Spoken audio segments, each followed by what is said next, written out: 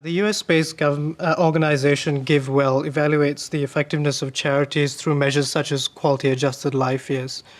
So my question is, the next time I bump into someone on the street who's asking for donations, what sort of questions should I be asking them to make sure that my money is going towards an effective charity and not a bureaucratic money-grabbing machine?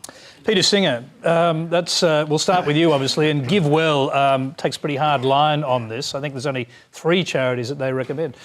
I think they boosted them. I think they're up to half a dozen or so now, but it's a very small slice. Yes, GiveWell, which you can find at givewell.org, is a very rigorous evaluator and would, I guess, say you shouldn't be giving to people to just accost you on the street. You should be researching the charities, checking them, and unless they're on their list of ones that they have, say, that have demonstrated their effectiveness. Not that the others necessarily aren't effective, but just that they haven't been transparent enough or produced the information to show that they're effective.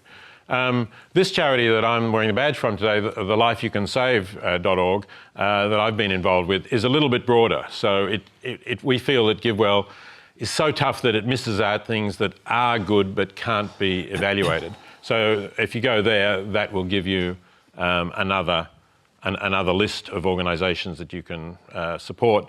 And it's also, you can get involved with it, and it helps to promote these ideas that we've been talking about, and I'm pleased to say we've had a lot of consensus on about trying to live a more ethical life. So you make quite strong value judgments on different types of charities, don't you? And I saw, for example, you make the case that it's not an effective charity to give to the group which creates or which train guide dogs for the blind, which surprised me enormously. So perhaps you should explain how you came to that conclusion. It's a matter of getting the best value for your money. And it's strange that people tend not to think about that in the charitable field as they would. You know, if you were buying a dishwasher, you would check some consumer reports on which one gives you the best value for money. But with charities, people don't. So yeah, you can say, sure, it's good to train guide dogs to help the blind. But if you were doing that in Australia or in another affluent country, it's going to cost you tens of thousands of dollars. In the United States, it costs about over $40,000